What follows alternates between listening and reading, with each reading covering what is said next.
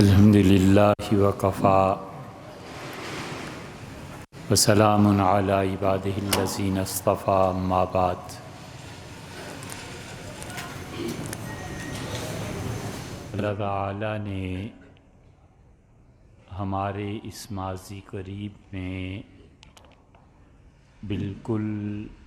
پچھلی صدی میں اور اس دور میں جس میں ہمارے نانے اور دادے زندہ تھے، بر صغیر پاک و ہند کو غیر معمولی صلاحیتوں اور غیر معمولی فراست کی طبیعت رکھنے والے ہر شعبے کے لوگ اس امت کو عنایت فرمائے۔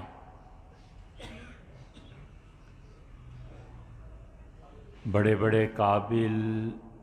مفسرین یہاں پیدا ہوئے، اس درجے کے محدثین تھے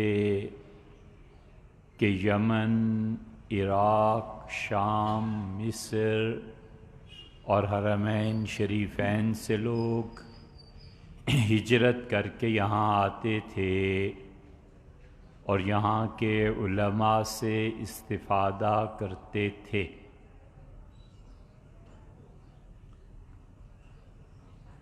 احادیث کی صحیح سند اور صحیح مفہوم وہ یہاں آ کر سمجھتے تھے۔ اردو ادب میں اور ہندی ادب میں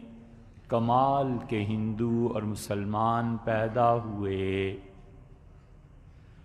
یہ درس نظامی جسے پڑھ کر علماء اور مفتی بنتے تھے،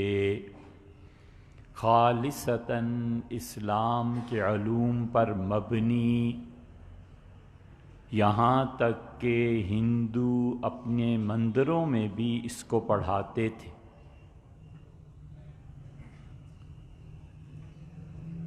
زبانوں کا ذوق تھا اور بڑے بڑے لوگ اللہ نے بھیجے تاکہ وہ قیامت میں لوگوں پر یہ حجت قائم کرے اور انہیں یہ کہے کہ تم اگر یہ شکایت کرو کہ تمہارے زمانے میں کوئی بڑا آدمی نہیں آیا جو تمہیں راہ دکھاتا اور نبوت ختم ہو گئی تھی، تو ہمارا کیا قصور ہے؟ تو اللہ نے ان لوگوں کو بھیجا تاکہ وہ ثابت کر دے کہ محرومی تمہارا نصیب خود تمہارے اختیار سے بنی، وگرنہ ہم نے کوئی کسر باقی نہیں رکھی۔ ان میں ایک بہت بڑی شخصیت جس کا پیغام سمجھنے سے اس امت کا دماغ بند ہو گیا اور جو راہ وہ دکھاتے تھے اس کے لیے اندھے ہو گئے، اور ان کو محض پڑھنے کے لیے جو زبان درکار تھی وہ درگور ہو گئی، اور اس آدمی کے ساتھ جتنی ناقدری کا سلوک کیا جا سکتا تھا ہم نے پہلے نمبر پہ اس کے ساتھ ناقدری کا رویہ رکھا جو مستقل جاری ہے، اور وہ تھے علامہ اقبال۔ علامہ اقبال نے ایک جگہ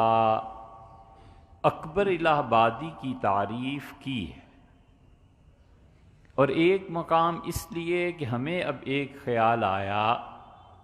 وگرنہ انہوں نے اپنے مکتوبات میں جتنی اکبر الہ آبادی کی تعریف کی ہے کم ہی کسی کی ہے۔ یہاں تک علامہ اقبال نے لکھا کہ اگر حضرت آپ الہ آباد میں ہیں تو میں آنا چاہتا ہوں تاکہ آپ کے ہاتھ پر بیعت کروں۔ وہ کوئی معمولی سا آدمی نہیں تھا جس نے اس خواہش کا اظہار کیا۔ ان کے مکتوبات چھپے ہیں علامہ اقبال کے 4 جلدوں میں۔ اگر آپ وہ 4 جلدیں پڑھیں تو جب تک ہم نے نہیں پڑھی تھیں خود ہمیں بھی پتہ نہیں تھا کہ اتنا کثیر المطالعہ یہ شخص ہے اور اتنا بلند مقام ہے اس کا علوم میں۔ انہوں نے اکبر الہ آبادی کی بے پناہ تعریف کی ہے، اور اکبر الہ آبادی کو پیر و مرشد قرار دیا ہے۔ وہ شخص جو پیر و مرشد قرار دیتا ہو مولانا روم کو، اور مرشد رومی اور مرید ہندی کے نام سے مکالمہ لکھتا ہو، اور مکالمہ نظم کی صورت میں اس کے کلام میں اب تک ہے،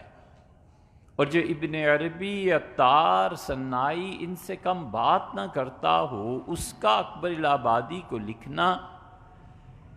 کہ آپ اگر الہ آباد میں ہیں تو آ کے آپ سے بیعت ہونا چاہتا ہوں، اکبر الہ آبادی کا کچھ تو مقام ہوگا۔ اور پھر علامہ اقبال نے لکھا کہ شیخ مرحوم کا قول یاد آتا ہے،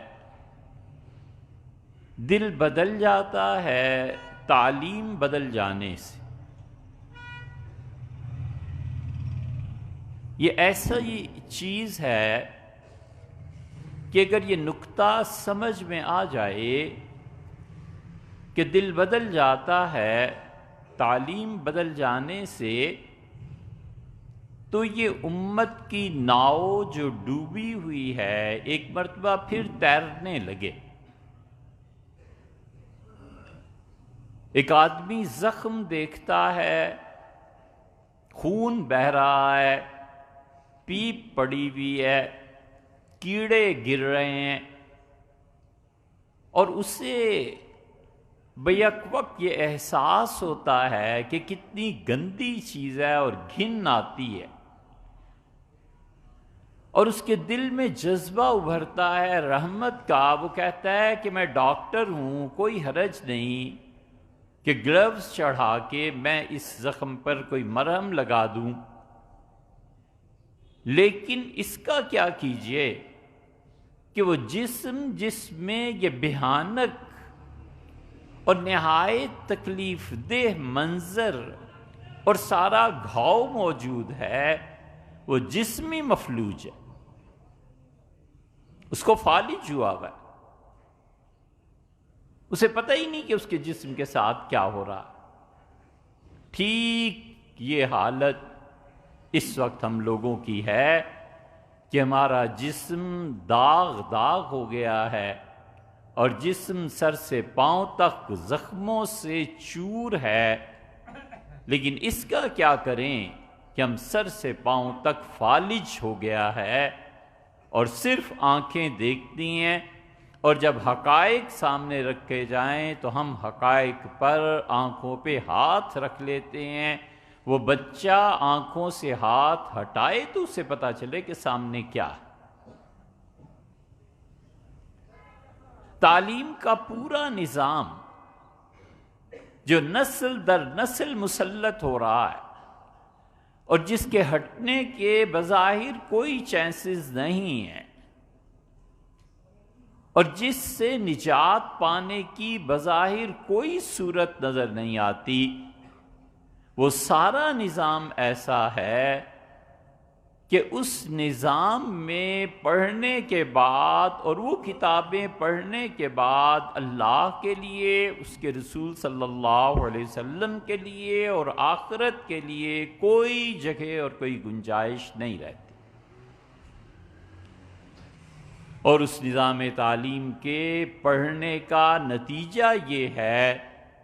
کہ جو بھی اس نظام تعلیم میں چاہے ماہر ہے اور چاہے اس کو کرسی مل گئی ہے، وہ زیادہ رسپیکٹیبل پرسنالٹی بن گئی ہے as compare to religious scholars.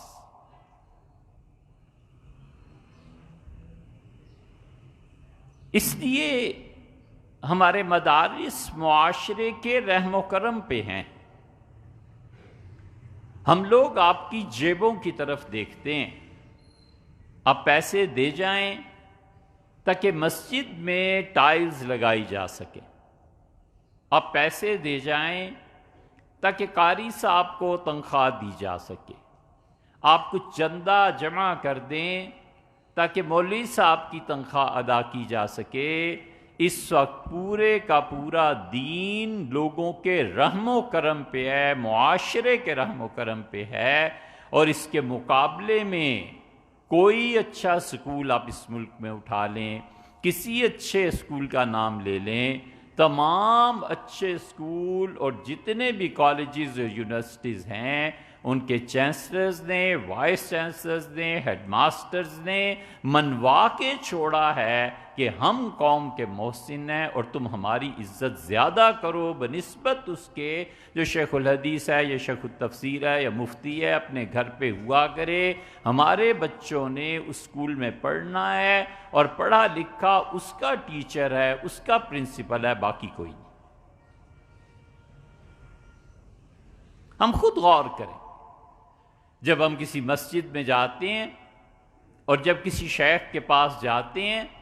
تو ہمارے دل میں خوشی اور تکریم اس کے لیے زیادہ ہوتی ہے، یا جب ہم اپنے بچے کے لیے کلاس روم میں جاتے ہیں، میٹنگ کال کرتے ہیں، پیرنٹس ڈے ہوتا ہے، پیرنٹس ٹیچر میٹنگز ہوتی ہیں، اس میں اس شخص کے لیے زیادہ ممنون ہوتے ہیں جو شخص ہمیں ہمارے بچوں کے بارے میں رپورٹ دیتا ہے، جو دین سکھاتا ہے۔ اس کی کوئی ایسی عزت نہیں ہے، وہ محتاج ہے آپ کا، اور جو آپ کو وہ علم دے رہے ہیں، وہ تعلیمی نظام دے رہے ہیں جس تعلیمی نظام میں خدا کی کوئی گنجائش باقی نہیں ہے، اور اگر گھر سے تربیت نہیں ہوئی اور ماں باپ نے کوئی کلمہ کوئی چیز نہیں سکھائی، نماز نہیں سکھائی، قرآن کریم کو ریسائٹ کرنا، تلاوت کرنا نہیں سکھایا، تو اس نظام میں اس چیز کی کوئی جگہ نہیں،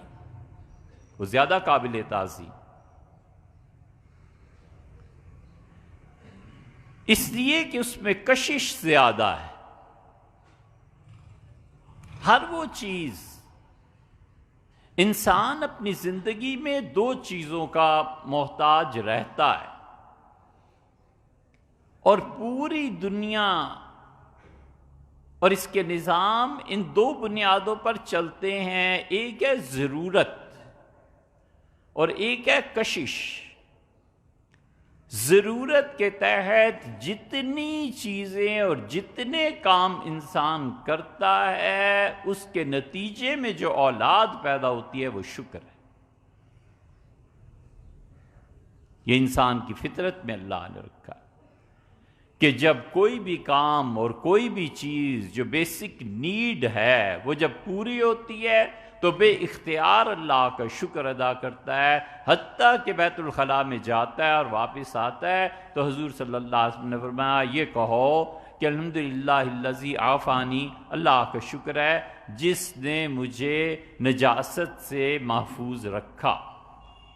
عافیت دی۔ ضرورت پوری ہوتی ہے تو اس سے شکر پیدا ہوتا ہے،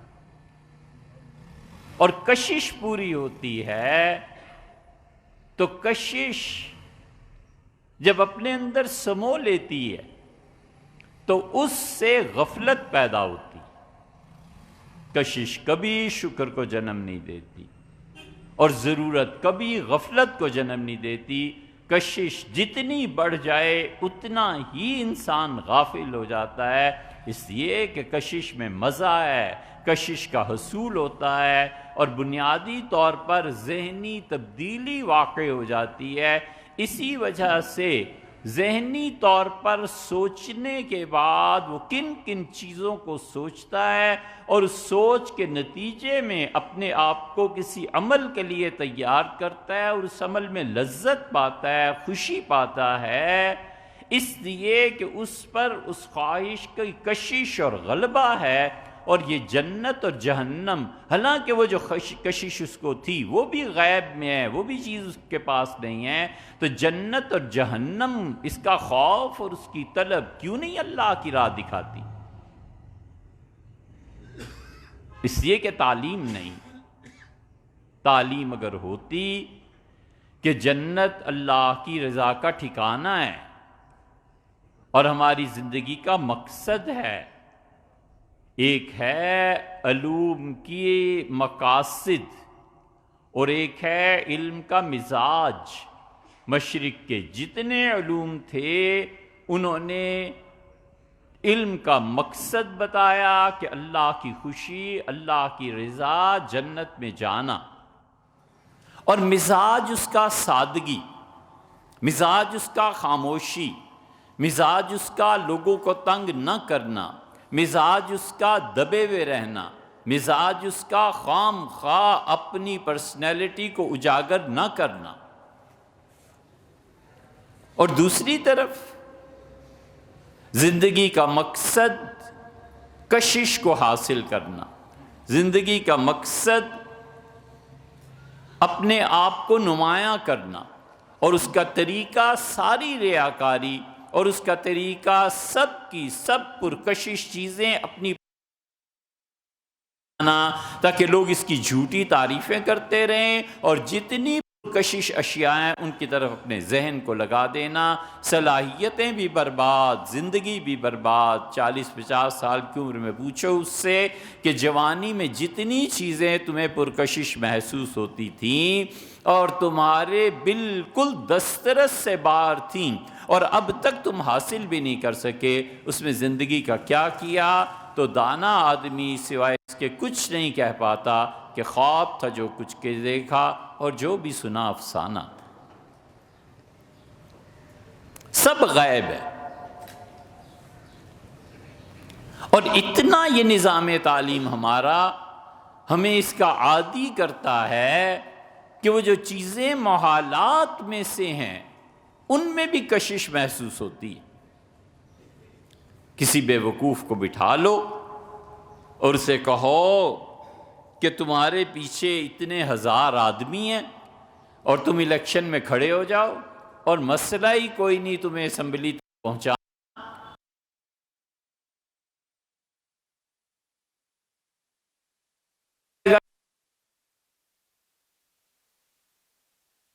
جانتے اور چلتا ہوں تو دیتے ہیں۔ اس کی بھی ہمت اور حوصلہ ہے کہ کسی مملکت کی صدارت کو سوچے،